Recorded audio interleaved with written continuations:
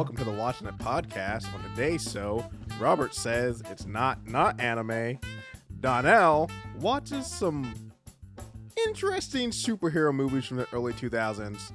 And on Agatha All Along, Billy has a real ride or die boyfriend. All that and more. Yeah. I'm your host, Donnell, and with me as always is Robert. As soon as I can read your mind, out. Yeah. Out. No. Yeah.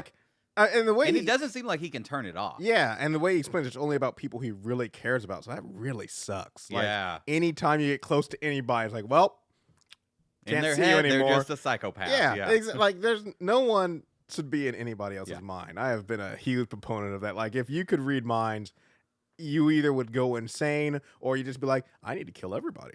Everybody needs to die. Because I'll admit it. I think some pretty messed up stuff sometimes, you know. And none of that comes out. Oh, That's not no. me, I know that if anybody read my mind, they would be like, that's messed up. And then at some point you realize, everybody has that going on in their head. All the time. Yeah, some worse than others. Some worse than others, and some let that inner thought come out, and those are the people who are psychopaths. I would like to read Mr. Rogers' mind because he was keeping it down. Oh yeah. Right. Like on the outside, Mr. Rogers, sweater. On the inside, he was swallowing. All the what hate. Was going on in there? What was he just like? Because there were a couple of times where he let it out, and I was like, "Oh, he can be mad." Oh yeah, he can be mad. Yeah. I mean, usually about injustices, but still, man had something in him that you never got to see. Anyway, okay, Agatha All Along, season 1, episode 6. Familiar by thy side. This is a short name.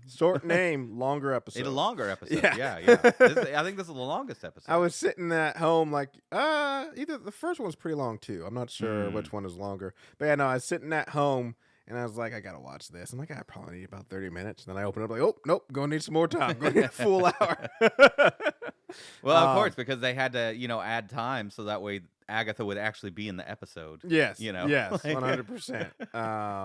Because yes, this one serves as telling us all about the teen who we discover is William, which is the show is not named The Teen, no, or The Witch's Road. No, it's Agatha All Along. Yes, they need to not do this. If you want to change the name, that's fine. If you want to make it about more than one character, but it seems like Agatha is not the main character. Yeah, in her own show. We'll see. We'll see how things go. I mean, we've just had a big revelation about the teen, and definitely he's stepping up into a more prominent role and force. So I think it's probably going to be more about the two of them from this point forward. Which like I said, if it's going to be called Agatha All Along, you'd think it'd be mainly about Agatha. But yeah, I guess it's hard because it's hard to root for the bad guy.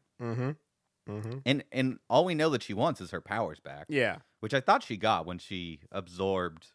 I think she got the lady some powers, but not like her full strength. Yeah, well, I mean, we'll see if she does any magic in the next upcoming episodes. Starts out with a Jewish. Yep. Bar mitzvah. Yep. And which it didn't say bar mitzvah; it just said mitzvah. Yeah. I don't really understand the whole Jewish thing. I don't know what they got going on. It's like a coming of age. So no. Oh wait. It is. I don't know what's the difference between a mitzvah and a bar mitzvah is. Maybe I just read it wrong. But it's the coming of age. I think 13. When you are now. Once you go through that ceremony, you are now responsible for your sins. Yep. In the eyes of God. Yep. I know some things. I wonder if you. Is it delayed? Because I've heard of people not being able to have their bar mitzvah right when they turn their delays or something. And so do you get a extended period of time where you're not responsible? I would guess so. You haven't had your bar mitzvah. So they're very serious because that's the casting their spells. That's like the Catholics. Yeah. There was oh man, I don't know why we're going down this road, but there was a Catholic priest that was doing some kind of rap in the middle of some chant or something, and it was like when he was baptizing people. And the Pope was like, okay, well, they're all not baptized. Yeah. You did the chant. You cast the spell wrong. Yeah. You can't just start singing in the middle of it. You have to do it this specific way. Yep. And there were people who had died. Damn. Since he started doing it. Damn. So, like, according to the rules of their faith, some people just went to purgatory or hell. Went to purgatory. You're just out. Because dude rapped in the middle of his thing. Okay, he told him starting no for your years. MC career in the middle of my baptism. Okay, like you do that some other time. But anyway, he reads from the Torah and in the show, and it's like, I mean, you got to go through the process. And it's weird because as we find out, he's not the blood son of Wanda. But he is Wanda's son. But this still, is really when he was doing this bar mitzvah, I really liked, because even though it's very obvious they're not going to go back, even in I think in the comics they changed it officially, which I don't like. But anyways, they're not going to go back to Wanda and Quicksilver being the children of Magneto. The thing is, Magneto is Jewish, and so I kind of just like that kind of nod to that. Like would in the old days, he would be Magneto's grandson, and he would be Jewish and stuff. So I did like that. I was like, even though I know we're not going back to, even though we do have the X-Men now, I know we're not going back to that. They're not gonna like retcon it or anything. But I did just like still like just the nod, like we acknowledge. I tell you what I like. I've seen in film and shows a number of times when they're going through the bar mitzvah and they read from the scroll. Mm-hmm. And I've always seen them with a little wand. Yeah. I've never seen that wand up close before. Yeah. And I tell you what, I want one. I need me a little wand that ends with a little hand and a finger. That is so bizarre. Why can't it just be a stick? Why does it need to have that little hand and finger? Does it need to? I don't know. I'm like, that's a thing. Hey, I mean, I would poke people with it all the time. Like, I could have a lot of fun with that. This little is why they don't wand. just hand them out to anybody, Robert. I bet I could go online and buy one right now. You probably could. You probably could. Oh Would it be an official one though? Mm-hmm. I don't know if there's. Well, I'm sure it's got to be like blessed by a rabbi or something. Mm-hmm. Like I don't know. I'm gonna learn more about the little finger one. Robert's got something to do tonight. Excited about it. So anyways, he has his bar mitzvah. Everything goes well. We get to see his parents, who are not Wanda and Vision. They are just two people. Nice people. And then we get our first bit of like interesting connection. Yeah, there's a lot of connections. And we also find out who put the sigil on him. Yep. So at first I thought it was odd that they had a palm reader. Yeah, I thought that was really weird. But then later you see his room. He's got all this like old timey like magic posters of like Houdini and stuff. And I'm like, okay, so this is kind of up his alley. That was that in his room before or after the accident?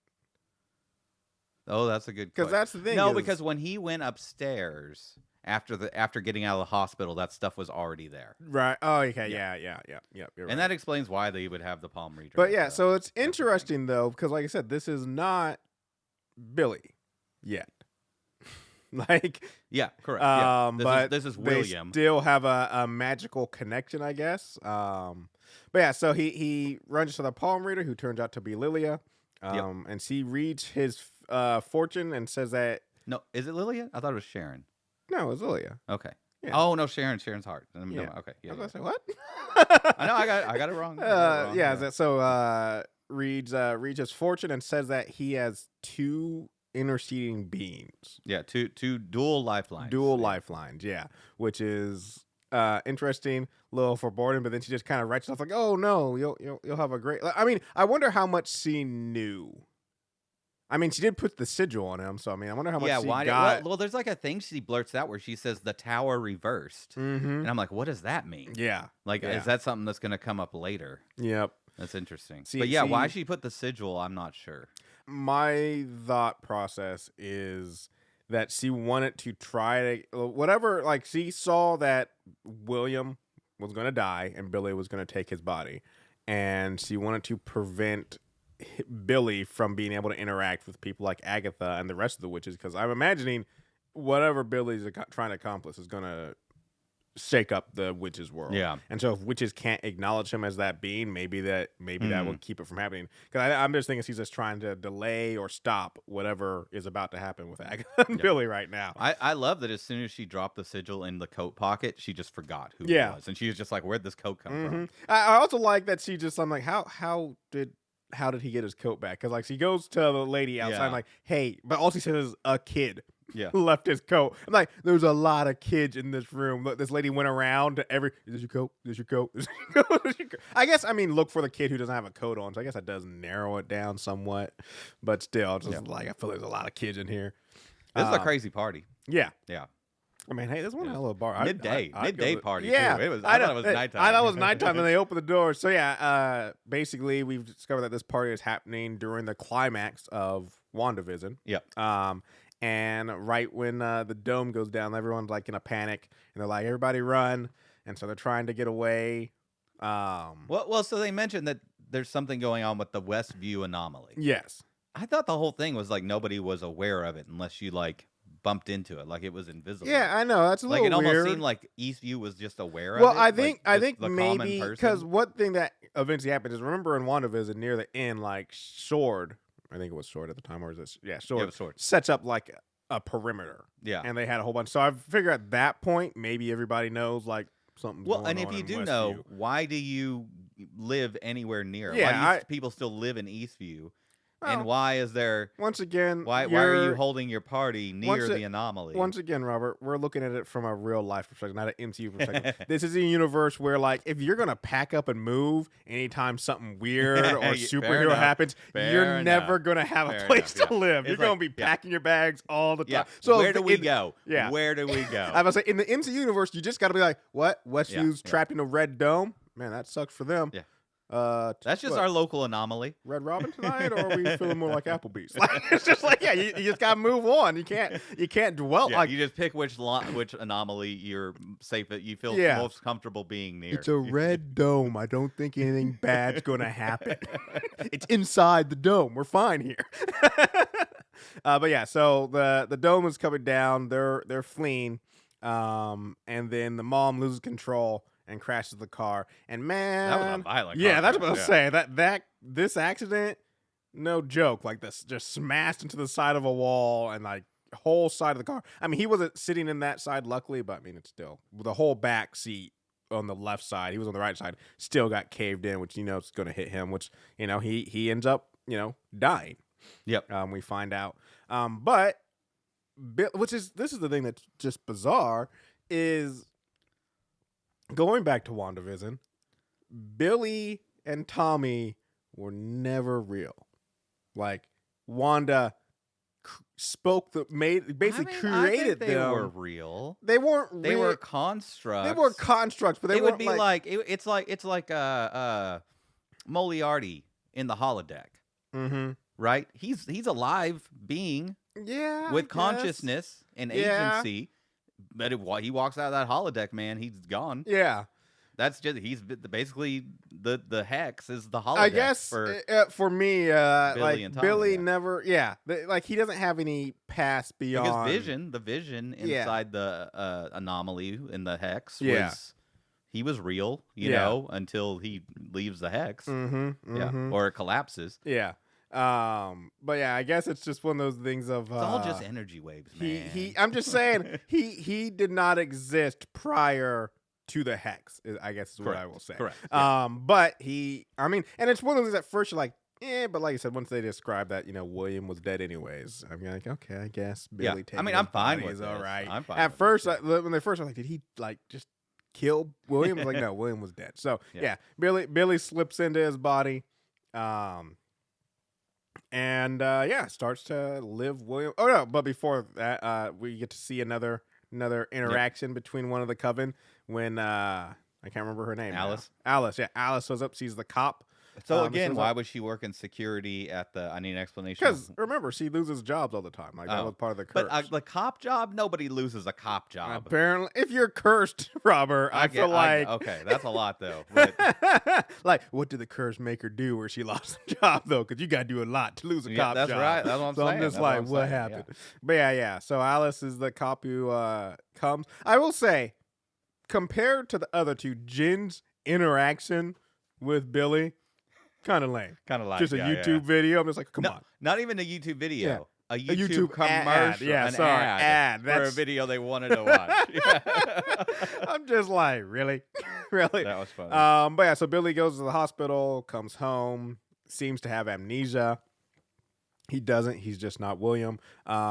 But kind of we see that he can read minds. Yeah. And can hear his parents' thoughts.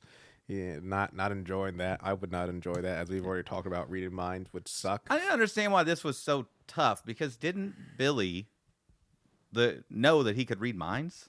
I think so, but he did, because I feel like he liked Agatha because her mind was quiet. Yeah. I think it's more of a just jarring in the sense of like, I don't know. I mean, like I said, this isn't something that really happens. If it is, I just feel like body snatching, mentally implanting your mind into somebody else's body, probably really taxing. Probably might screw up. Where like when he first comes out, like I think the amnesia. Well, I was don't think he did it on purpose. I think it was an accident. And it might be an accident, but still, I think the amnesia might be kind of real in the sense of like just be in the merging of his mind into William's mind, like probably screwed things up a little bit. Yeah, because it seems like he doesn't know he's Billy. Yeah, at first it doesn't know he's Billy. Like, so I feel like it's more of a I don't understand why he had to be. Why couldn't he just change his name from William to Billy? Yeah, I mean, it's just a nickname. It is, of William. One day, and it's not even a weird thing. Well, I mean, especially after an accident, like people have personality changes, but it's just in general. If you were being called William all your life, and one day you're like, hey, I want to be called Bill, no one's gonna be like, what? Where'd this come from? Like it's a known nickname for William. So no, I never understood why it is. But I'd mention also for a 14-year-old boy, his room is way too clean. Yeah.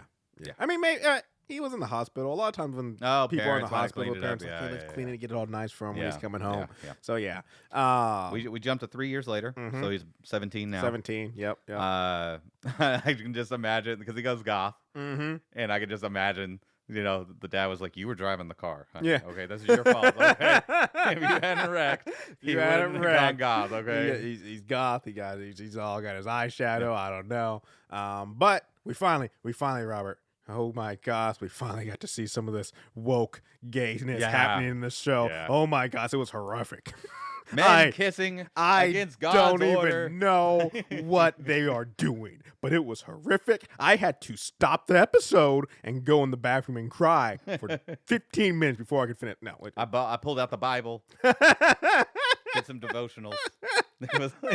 All the so dumb. I mean, from episode 1. Yeah, from episode 1 where he mentioned it, but now we actually get to see it. And you know what? All I got to say about his boyfriend, way more like this is a high school relationship. Yeah. I'm sorry. I'm in a high school relationship. I mean, they seem serious and good for them. But I'm like, if I'm dating Billy and he starts spouting out, oh, I've died and I'm not really, I'd be like, No. This goth guy that you're dating? I guess. By the way, he's not goth. The boyfriend's not goth. No. I'm like, you're outside your circle. That doesn't happen, okay? I'm sorry to say. What's this crossover going on here? Well, we don't know that he's goth, but he's just wearing a lot of eyeliner and black and has his ears pierced. Did you see his room when they go up there? It's all dark and everything. He seemed very much like he's doing the goth thing. He's like, I'm a witch. I'm like, I need to know more about the boyfriend's background. Yeah. Because he seems seems like in the preppy club. He seems like on the football team or something like that. And I'm just like, no. I mean, one of the things Billy even says when he's like, I got to tell you more. And then in his room, and he starts taking off. He's like, I'm going to need you to put back on the jacket because I can't be distracted by your arm. So, yeah, boyfriend's in good shape. Boyfriend, like you said, dresses like he's probably like, I feel like he's a jock. I feel like he looks a little jockish. I feel like he's a jock. And so I'm like, how'd you two how did the golf kid and the jock get together? Well, I mean, Eastview's probably like a small town. Yeah. It's probably one high school. Yeah. For all we know, he may be the only goth kid. Yeah. Yeah. And there's maybe the only 2 gay kids. True. At the high school. Yeah. So it's just like, well, what else are we going to do? We're the last 2 men left in town.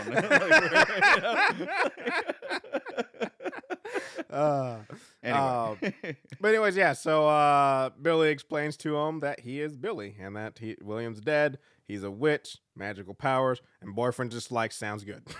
Yeah, then they go up to his room and he's got the psycho board on the floor with all the strings and everything. Yeah. It's like, you've lost it. How could he have not seen that before? Because his boyfriend had come over before. Yeah. Oh yeah. And there's no issue with them going up into the room. So the parents all are on board and know what's up. No, they know him well. Like a little bit later, we hear that dad cooked his favorite meal. Like boyfriend's been over. Yeah. Plenty of times. He's accepted by the fam. Exactly.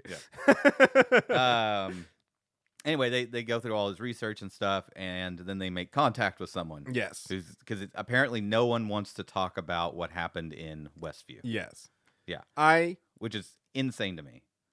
Yeah, I'm not wanting to talk about, but I love this character just because one thing we talk about is like, if you went through this, if you went through Westview, you're gonna be messed up. And I just love that this guy. Westview, I don't understand why Westview's a place anymore. Yeah, I was say we saw earlier in this season like Westview's still functioning and everybody in Westview just living a normal life, except going along with Agatha when she pops out of her house with some craziness. And my whole thing is I'm just like, no, a lot more people should be like this guy. Just screwed up and being like, I was trapped and I couldn't do anything. Especially like this guy was, I don't remember him from WandaVision, but he was Agatha's husband, apparently in WandaVision.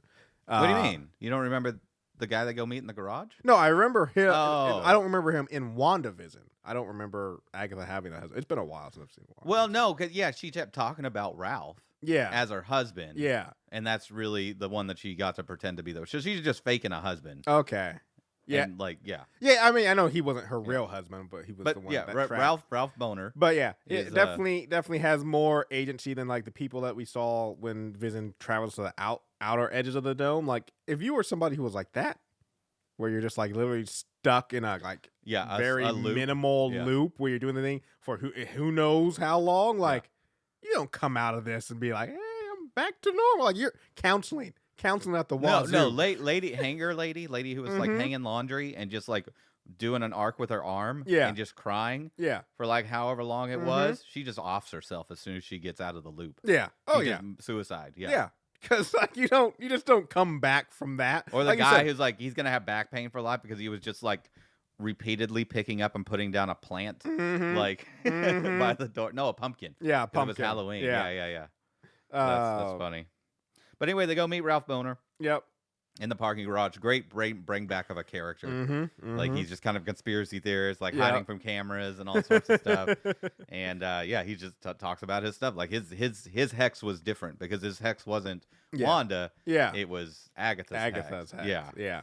And just controlling him like a meat suit. But and that's where Billy discovered or finds out about Agatha. And so he decides he's going to Westview.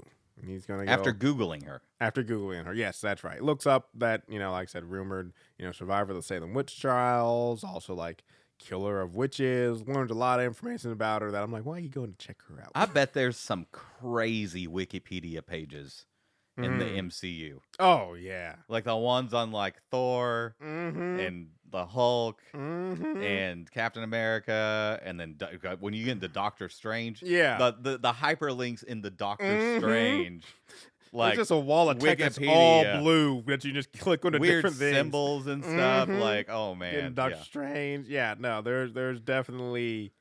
Like I never so sidebar on like Doctor Strange. Okay, why is like the front of Carmitage, or like whatever the equivalent of that is in New York?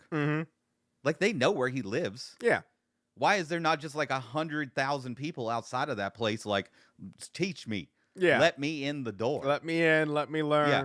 Like that whole street would have to be like blocked off by the military to keep people from banging down the door.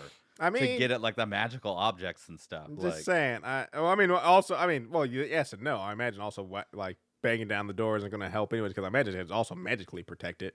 I don't know, somebody. But I will say once again, this is MCU universe. There at one point you're not going to stop stupid people from trying though. No, you're not. You're not. I guarantee that there's magical repulsions happening all the time from some not idiot. To mention like we're talking about Doctor Strange too much, but in Multiverse of Madness, it's like common knowledge that Doctor Strange did the blip. Oh yeah. Like people just know. Yeah. Why is nobody trying like assassination attempts all the time? He could not walk the streets. Yeah. Without somebody just throwing something in his face or punching him or trying to stab him or something like all the time. Yeah, there's no way you can explain why you let it happen. Yeah. So like he goes to the wedding and like his friend is just like on him. It's like my cat died. Yeah. What? Because you did I disappeared for 5 years. Yeah. I lost my whole life. Like, did you have to do it? Like he was in his face a little bit, but like there's got to be some really mad people. Oh yeah. I mean, how many? Like you said, the the blip is always looked at, like I said, the people who were gone. But how many people were like I said, you were sitting in the car on the freeway doing 60 when the driver just disappeared. Yeah. Oh yeah. Crashes. Like if you survived, but you're now, you're paralyzed from the neck down. You're like, yeah, thanks a lot. Well, we know a lot of people died because remember at the end credits scene of one of the movies, maybe it was Endgame. No, not Endgame, but Infinity War. Yeah. Where it shows helicopters crashing and stuff like that because the pilots just disappeared and whatnot, and then yeah. I mean, I really need a show about the blip and just random stories. Oh yeah, because there are people who are like stories of the husband disappeared, the wife did, and she got remarried. Yeah, in 3 or 4 years, had a couple kids. Yeah, and all of a sudden, bam, here's dad. Yeah, I would like a procedural. I would like just a court drama. I mean, we almost had it. We almost had it. I love She-Hulk. Yeah, but we could have really gone to some places with that. But there's the court system would have been insane with how many okay, how do we deal with these? Now we have a person that is legally married to 2 people. Yeah. Or just you come home and trying someone to unwind all the money that transferred hands. You come home and someone else owns your house. Yeah. You've been gone for 5 years. The bank got it back, sold it again. No one knew you were coming back. Now you're just like, that's my house. A show focusing on the repercussions of the blip and the unblip. Because there's so much, just like what, there's a lot. It's a movie, and there's not a lot of time, but there's so much that they just kind of glaze. I remember in the Spider-Man after the blip, once everybody's back, and everyone just kind of makes a joking comment about it. No one's joking about the blip. I mean, that's the whole premise of Falcon and the Winter Soldier. Is no, it's a major problem. Yeah, huge problem. Yeah, huge. Yeah, they're problem. trying to relocate half the planet from one place to another and reestablish borders that were gone and really good stuff. Okay, anyway, back to Agatha All Along. Yep. I don't know how we got there, but somehow we got on Doctor Strange, and then we could talk about the MCU all day. So we find out why Billy is on the road. Yeah. It's not that he wants power, because clearly he has power. Yep. It's because he wants to find Tommy. Yes. And it'll be I want to find out what the story is with Tommy. Was there another person who died at the exact same moment? Maybe it's like an old man. I mean, my thing is wondering if, because my thing I was thinking is Billy had psychic powers. And even if he didn't do it purposely, I feel like, so that's my thing is I don't think Tommy's in somebody. I think Tommy's his mind or spirit or whatever is out there somewhere. Oh, you know what'd be interesting is if he find it, and I know it's running.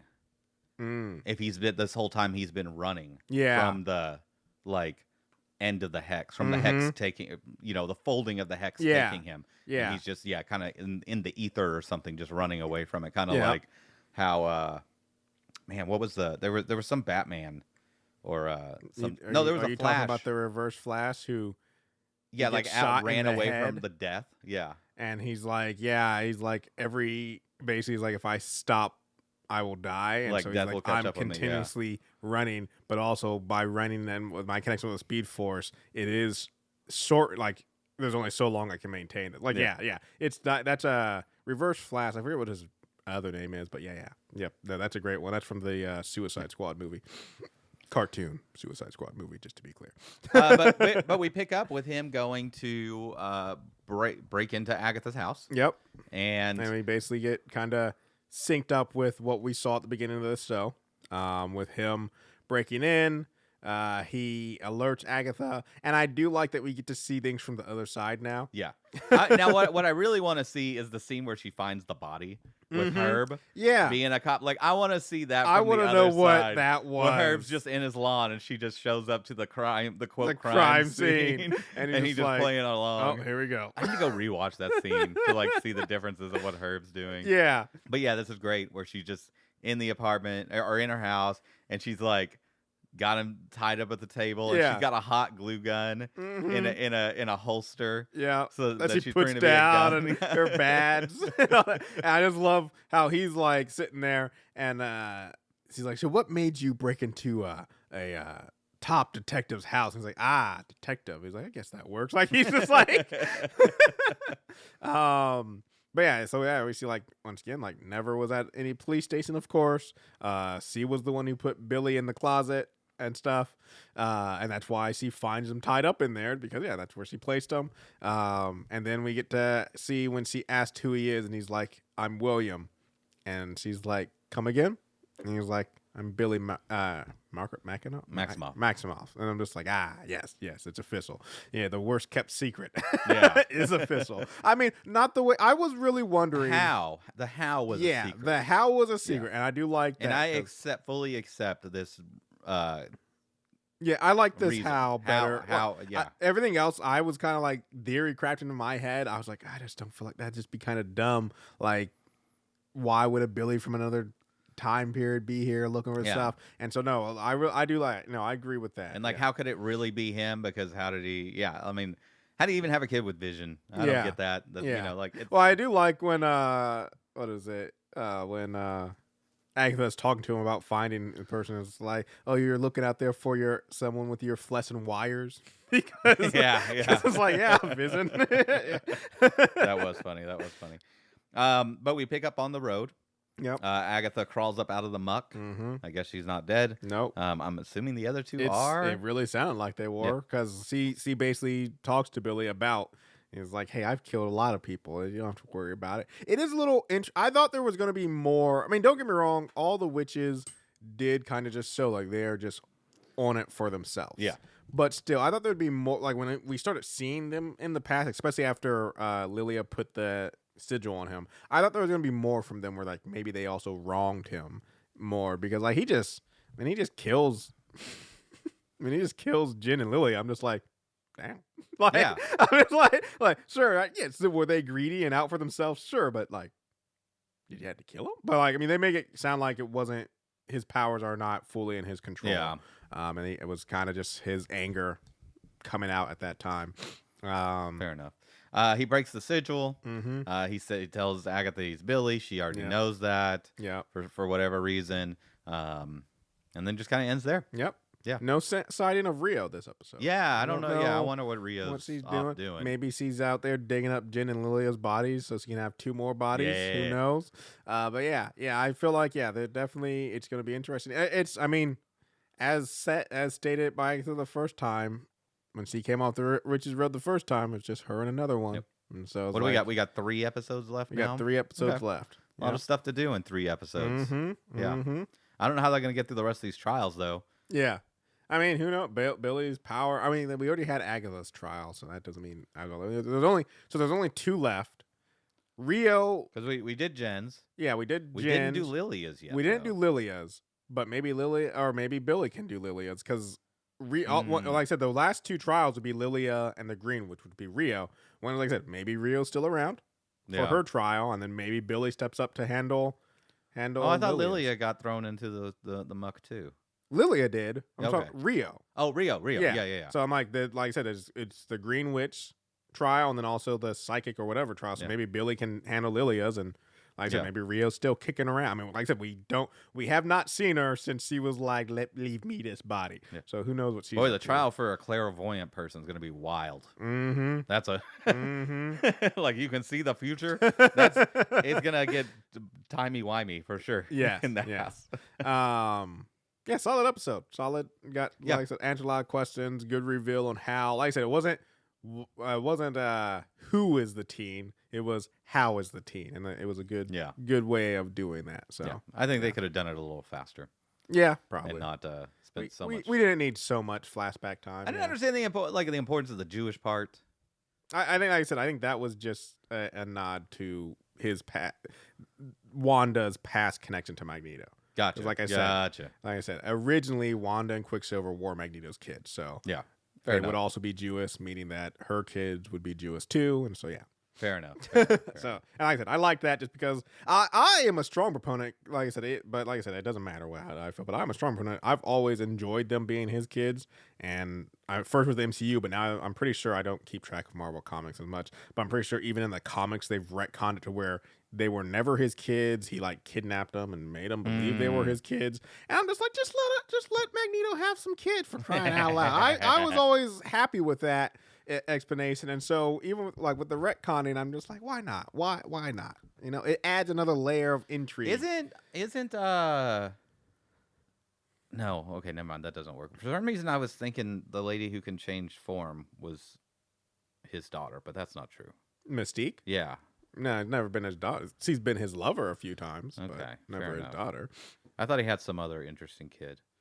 But I don't know. He probably Look, has it's crazy. additional kids. It's crazy stuff. Anyway. If you like the show, consider visiting our website, watchinitpod.com. There you can find links to our social media and to email us, watchinitpodcast@gmail.com. You can also find links to support the show on Patreon and Spotify and all that good stuff. Donnell, what else should they do? Yeah, one take, Robert. That's what he got it, everybody. One take. He got it. One take.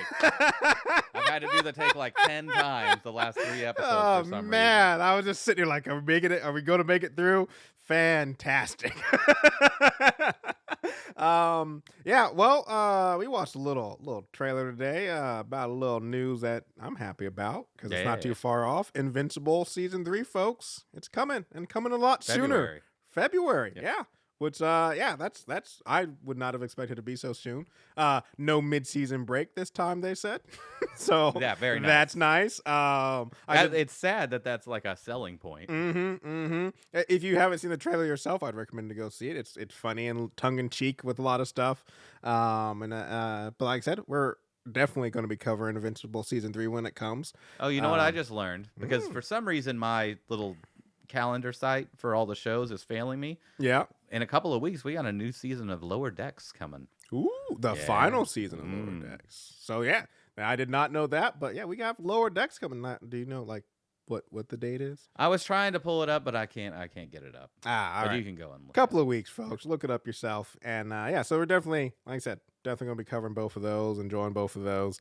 But right now we're gonna take ourselves a quick break, and when we come back, we'll talk a little bit about what we've been watching. All right, we are back. So October 24th. Yes. So just 5 days. Just 5 days. Yeah. For Lower Decks. Lower Decks. I'm excited. Yeah. Sad though. A little sad. Just this is. I'm surprised they're ending it. Yeah. I wonder what the. I mean, usually they go 7 seasons. And this is only going 5. I wonder what the call was to end it. If it's just like maybe not as much showing, but or as much people watching as they thought they would. Who knows? But I will say, while a little sad, I do like that this is a planned ending. Yeah.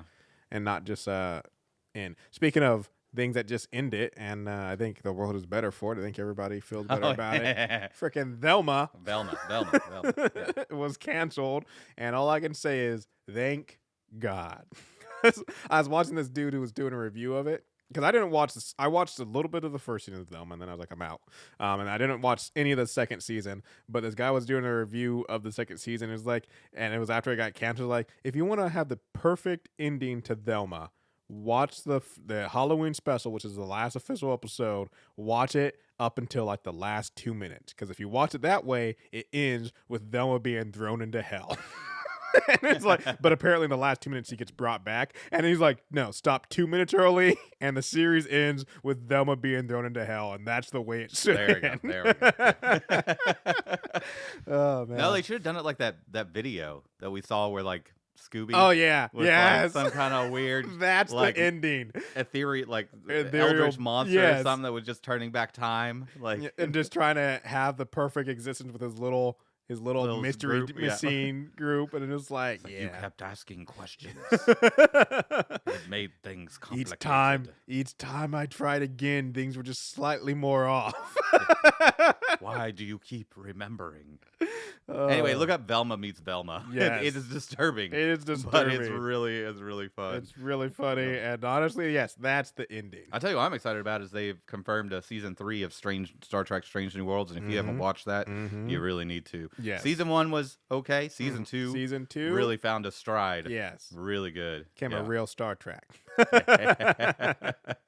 Oh, man. Yeah, Strange New Worlds is like, unlike, what was it?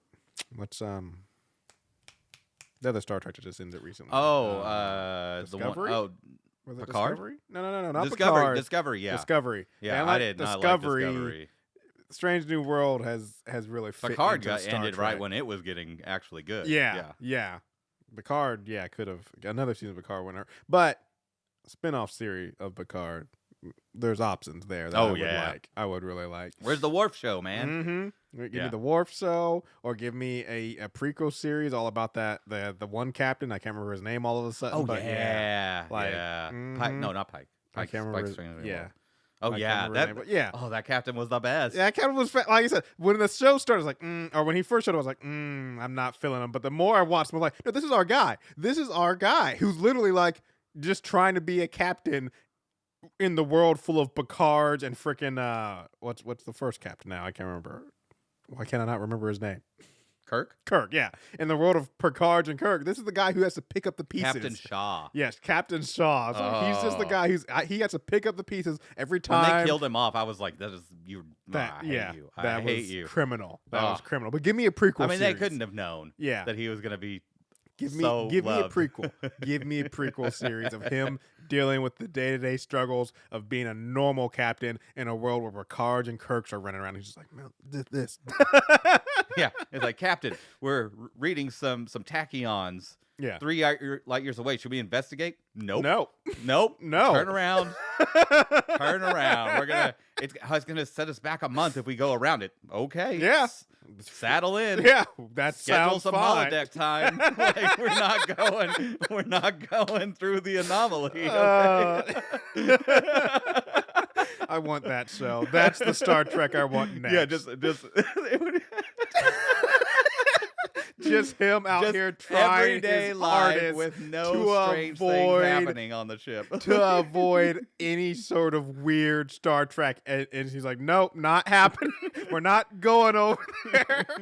They're beckoning us. I don't care. Oh man. Good stuff. Yep. Anyways, Robert, what's not anime? Well, before I get to that, I watched Alien Romulus. Oh, okay. It is really good. Ooh, it's different. It's different. Okay. It gives you some like interesting like world building about like the corporation that they all work for. Mm-hmm. It's all teenagers. Yeah. So they're like seen that from the trailer. Yeah, they're like on the planet where they go to in Alien 2. Okay. But before that happens. So it's kind of like it's a prequel to Alien 2, but after Alien 1. Yeah. And they work for the corporation, and they're kind of like slave laborers in a way. Like they're trying to get out of their contracts, but they get shafted by the company, that kind of stuff. And they discover that there's a ship or something in the atmosphere that they think has like cryotubes, and they want to use those to like, because space travel is slow in the alien universe. They want to get to like this like nice planet, right? But it's going to take like 9 years to get there. So they can't just take a shit. They got to get cryotubes. Right. And that's like really controlled technology and stuff. Anyway, they go up to get to it. They find some face huggers. Hilarity ensues. Shenanigans, space shenanigans. People, I've seen people say that it's like a really high budget fan film, and I think that's accurate. But it is really high budget. Yes, and it's really good. Yeah. I like I said, I had heard from people before that this is like one that gets kind of a little bit more closer to like the original Aliens. I would say so. Yeah, not the Alien 3 and everything that came out. I would say it's the second best Alien movie. Oh, in my opinion. Okay. Yeah. Okay. I love 3, which is an odd one. A lot of people don't like 3. A lot of people. I enjoy 4. I'm about to say I don't like 2 anymore. Yeah. Really? Not a fan of 2. Go back and rewatch 2. I don't think it holds up. I'm going to have to do that because, But 1's still the best. Oh, one set the masterpiece. I was say Alien 3, in my opinion, is the same as Resident Evil 4, if you know the games. In the sense of... you're talking about the movies. No. The movies all are garbage. But no, the games... First Resident Evil movie isn't terrible. Yeah, it was all right. Because they kind of played in... Even though they separated it and then eventually brought in all the characters from the games, it kind of played into the storyline of the original Resident Evil, but just was altered version of it. But no, I was going to say is with Resident Evil 4, a lot of people say it's one of the best Resident Evils, but also it was the turning point where Resident Evil went from pure survival horror to a lot more kind of action packed, and from that point forward, it kind of went downhill until Resident Evil 7 brought us back to the horror aspect. But anyways, but yeah, so like that, a lot of people always say like they love 4, but they also see as 4 as like that's when things started to fall. Like it was the precursor to things falling apart, and that's how I feel about Alien 3. I do like 3 too, but I also am like, yeah, but. Like, if it wasn't for 3, it gets weird after that. I feel like things might have stayed the course a little bit longer, and things get weird after 3. I also watched the most recent episode of The Penguin. Mm-hmm. Have you seen it? I have not actually. It is really, really good. Ooh.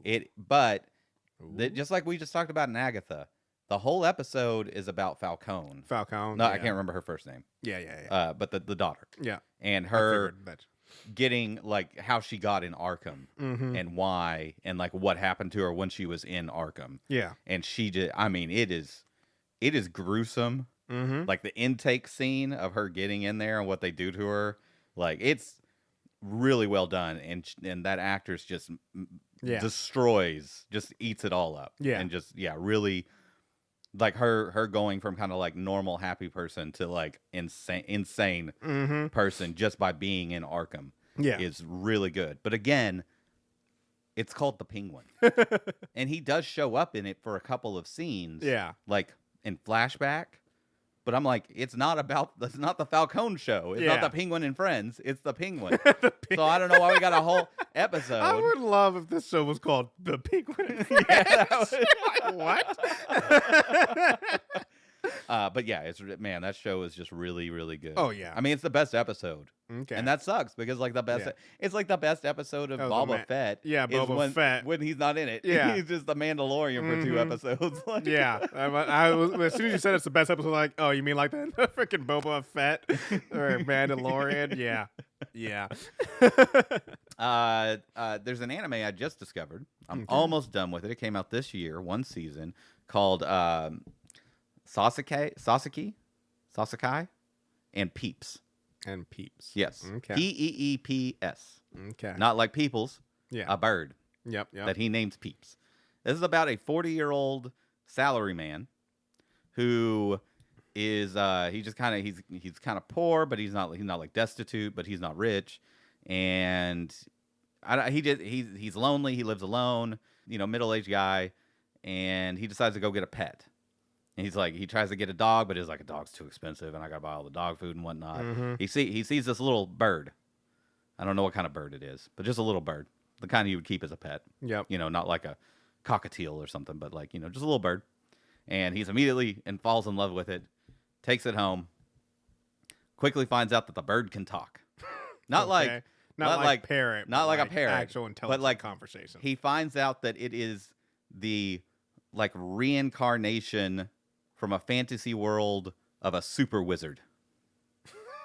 Okay. Like the most powerful wizard that ever existed in that world is now a bird in this world. Yes. Okay. Yeah. Okay. And he teaches him magic. Nice. And he teaches them how to teleport to the fantasy world. So he starts doing things like bringing like binoculars and like radio, like what do you call like the things that you can talk to people with. Walkie-talkies. Yeah. Which like a walkie-talkie in like the fantasy world is like a big deal. Oh yeah. And he's like, he has to sell them the batteries. So he's like, so he starts making like tons of money, and then he gets paid in gold. So he brings the gold back to the Earth realm, to the main Earth realm. It gets really crazy. Okay. So like, he goes and he learns magic in the fantasy world, and he makes friends with like the kings and all these noblemen and stuff because he's selling all like sugar and paper and pens and like stuff. No weapons. Yet. He gets involved in like some wars and stuff like that. But when he goes back to Earth, he can still use his magic. I was gonna ask that. Yeah. And one day he's like walking through some home, and he sees a girl getting attacked by a guy whose arm turns into a sword. And he like kills the guy. He like takes the guy down using his magic. Yeah. Turns out this girl was hunting the guy with the sword arm because she isn't a magician. She's a psychic, She has some kind of like there's like apparently like a bunch of people on Earth that have like special abilities, but it's all kept hush hush and under wraps. Yeah. And she works for like a secret organization that like pretends to be police, but are really like a faction that's trying to like either neutralize or recruit people with powers. Okay. And so he becomes a cop that now is hunting people with powers. And he's pretending that he only has one power, which is shooting ice bullets. Yeah. When he's really like got a whole lot of powers. He can like fly and conjure things and all sorts of stuff. And then magical girls are also a thing in this world, but there's like one for every continent. And like people know about them. And they have all sorts of powers, but they're not magic. They're not like wizards like he is, where they say spells. They just have fairies came and gave them magic powers. And they're hunting everybody who has like all these psychics. It's a very complicated story with a lot of moving parts. You were like, this guy's life is too complex when I came in, and I was like, what's going on here? We're just waiting for like mechs to show up and stuff. And also like the time on Earth and the time in this like fantasy world are different. Yeah. So he's got to have like a calendar to like keep track of all his obligations, because he's also part of like a government organization that's supposed to be doing these hunts. So he like gets back and it's like the time was off, and they're just like, where you been for 4 days? We needed you during the op, man. Like it's really good and fun and just odd. And it's an odd character because it's a middle-aged guy. Yeah. And he doesn't have like a harem or anything like that. And yeah. Yeah. And then there's like this neighbor girl that I don't fully understand, but she's like always like stalking him. It's there's a lot. There's a lot going on. Yeah. That is definitely an interesting one. That is yeah. No, that is a complex life to live. Yeah. Anyway, I'm excited for a season 2 if they make one, but it just came out this year, so we'll see what happens with that. Finally, another maybe-ish not anime. Rick and Morty, the anime. Yes. Just finished up. Nice. I thought it was fantastic. Okay. I really, really liked it. It has a 2.7 out of 10 rating on IMDb. Ooh, damn. It got like 10,000 one-star ratings an hour after the first episode aired. Yeah. So I don't know. These are probably all people who just didn't give it a shot. I don't know. Like it got review bombed or something. Yeah. But I think it's really good. I think it's probably like more of a 7. Okay. Maybe an 8. Yeah. I don't even want to try to explain the story to you. It's just different because it's all one. It's 10 episodes. All one story, though? And it's all one story. Yeah. And I get why people who maybe watch like the first 5 or 6 episodes would be like, this is really weird and I don't understand what's going on. Because it's like, it all kind of centers around a girl who is outside of time. Okay. Like she exists. She's kind of like Dr. Manhattan. She exists in all times of her life. So like every instant is always happening for her. Yeah. All the time. And there's like multiple universes, which is a very Rick and Morty thing. Yep. And some are moving backwards in time and some are moving forwards in time. And you don't really figure out like what's going on until the 9th episode. Like it's not all explained and like comes together in a cohesive narrative until the 9th episode. Yeah. 10th episode is very strange because it's just Morty like living in a hallucination for like the whole episode. But it all feels very Rick and Morty the whole time. You know, it's almost like every episode is one of those episodes, like one of those really good episodes. Yeah. But it is a hard narrative to follow for sure, and I get that. And I think there's a lot of comedy that's missed because I watched the dubbed version, and I've heard people say that like there's a lot that's left on the table in the dubbed version, and I just couldn't bring myself to watch the subtitles of it and whatnot. But it's called Rick and Morty the anime. And it's written by an anime guy, Takashi Sano, who's done several animes. Yep. And he's done a lot of art. Yeah. Not just directing and writing animes, but also like working in the art department and stuff. This one does not have like an anime art style. It has a very unique art style. Yeah. And there's no anime tropes in it. Yeah. There's definitely some Japanese influence and stuff, and it's it's the originals in Japanese language, and it's by a Japanese guy. But what makes something anime? Yeah. You know, like, is it just because it's from Japan, it has to be anime instead of it being, because I mean, I think anime is really considered just Japanese animation at the end of the day. But I feel like there's like more to it than that. Maybe. In my head. So I don't know. Like it's more, because it's American material. Yeah. And it slots right into the canon. Yeah. Like it has Space Beth and all that stuff. Like it just, no reason that they couldn't use it in like the regular show. Yeah. So yeah, I don't know. It's very odd, but I really think it got review bombed. So if anybody's going to IMDb and seeing 2.7 and being like, no, I'm not going to watch it. If you like Rick and Morty, I think there's something there. If you can stick with the whole thing and realize that you're not going to get a payoff of the story until the 9th episode. Yeah, I think that's also maybe kind of something that why Mighty got review bombed is just that's a very anime kind of way of telling stories. I've watched plenty of animes where it's not till you know way late in the season that everything comes together. And like, oh, and so I think if you are a Rick and Morty fan and you're just you're looking for like episodic. Exactly, stuff. you're looking for that episodic, maybe with an overarching story in the background, but overall, I just want an episodic thing. Yeah. Then and like you said, if it's not till episode 9, you're probably through episode 1 through 5. You're just like, okay, I'm out. And and so I could see that happening. I do think, like I said, it's a little it's in the title anime, but I think it's a little closed minded. But I also think a lot of people don't have that flexibility to be able to. They're like, no, I'm here for Rick and Morty. This isn't Rick and Morty. I'm out. And so like, I could kind of understand that. But I will say I am not a fan at all of the animation style. Yeah, I do not like it. It's not my cup of tea. It is, But anyway, the story was really good. Nice, and it felt like I just got me some Rick and Morty between Rick and Morty seasons. I still gotta check that out. Yeah, very good. Yep.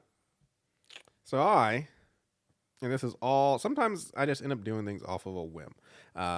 I was watching a YouTube everything's off of reviewer, and he was reviewing a movie from over almost 2 decades ago now, called Jumper, and why didn't it get a sequel? Have you ever see Jumper? Yes. Hayden Christensen. Good concept, terribly executed. Which is pretty much his take on it. Well, I really hadn't watched Jumper since it came out. It's off a comic, right? Yes. Yeah. Or a book series, because there's 3 books. Yeah. Gotcha. And so my mind's eye of Jumper is different than what Jumper was. Younger me enjoyed Jumper quite a bit, and this is awesome. I was like, I want to go back and rewatch it. And then I just, him talking about this movie, he kind of hit on the thing in the early, or like 2005 through 2015, that period, that 10 years, for some reason, a lot of like special powered teen to young adult individual movies came out. And I watched a lot of them and liked a lot of them. And so I went back and watched all of them to see if any of them held up. And so the ones I watched, there was only 4 that I could really remember. But so there was Jumper, came out in 2008. There was Push, came out in 2009. Oh, I barely remember Push. I don't know if I even watched it. There was I Am Number 4, came out in 2011. And there was Want It, came out in 2008.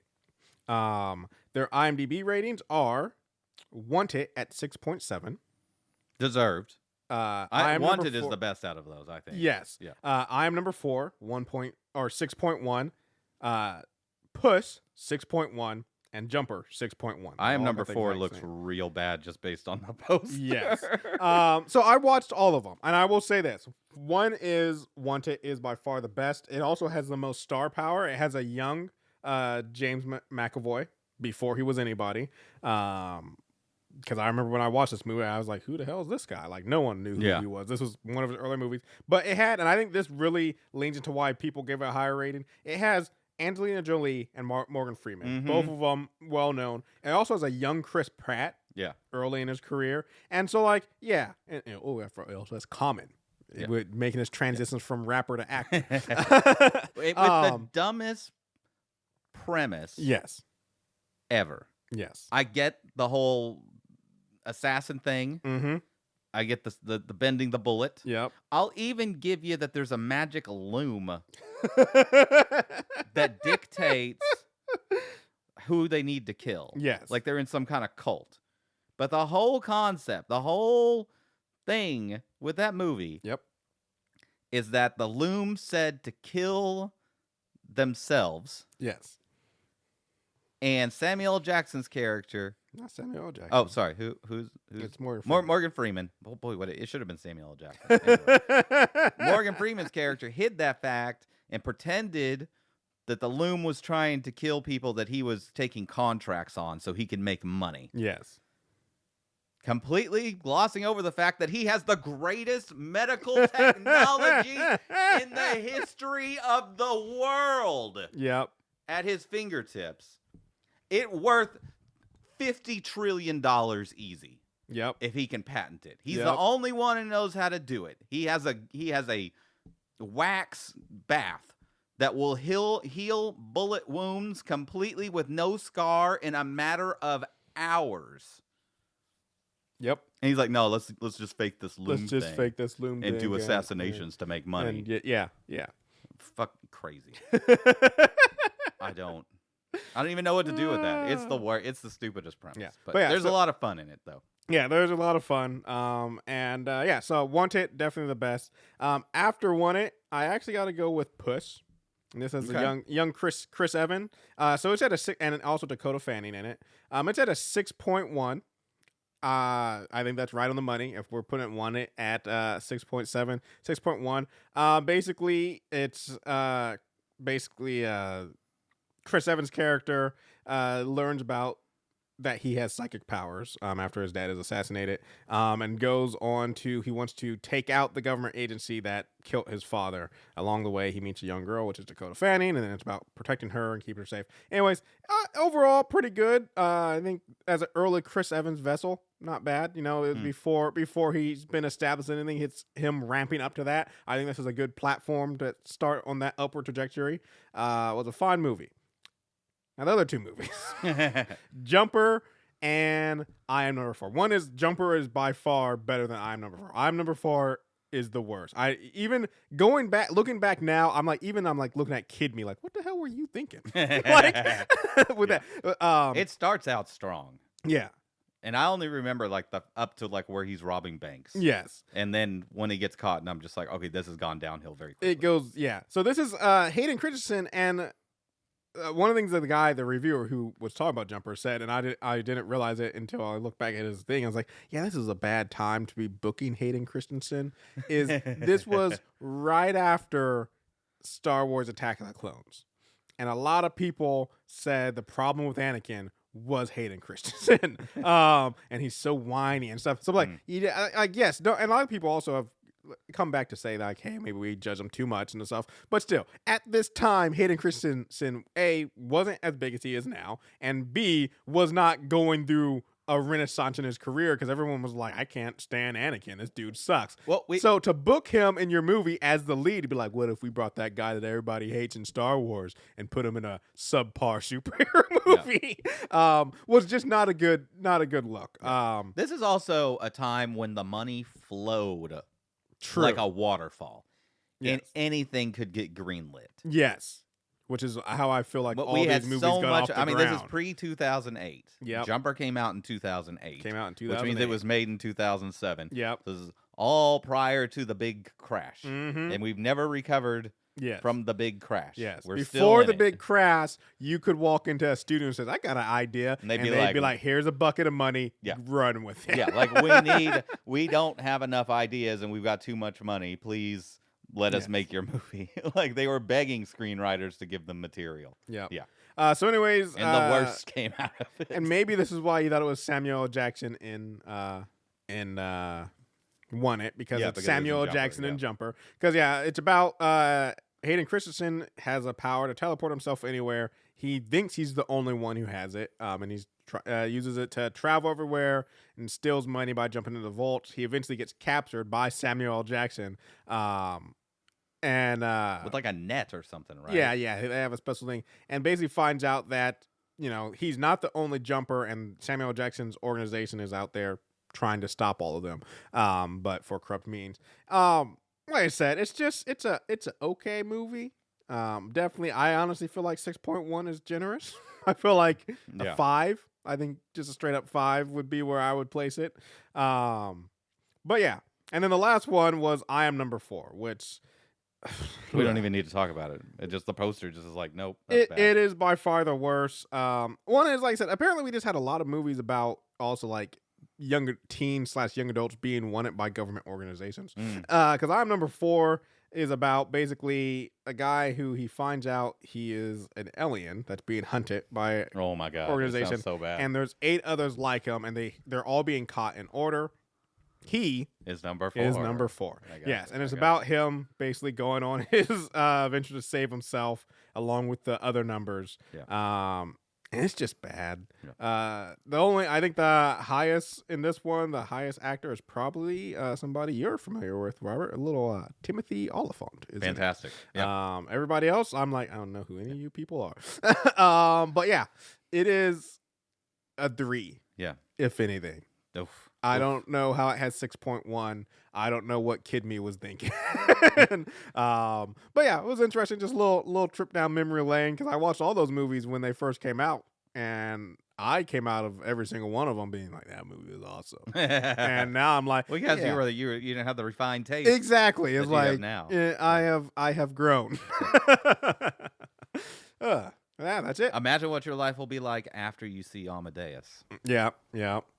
You don't even know Donnell. I need to watch it. I need to watch it. You know, I was thinking, I was wondering, but unfortunately, a really good teen superpower movie called Chronicle. Yep, that one takes place in Seattle. Yep, absolutely fantastic. Found footage. Yep, everyone should go see it. Unfortunately, it came out in 2012. Yep, so it's outside your. It was in the window, but I hadn't thought to watch that one again. Yeah, but yeah, that's after the crash. Yes, we need before the crash trash.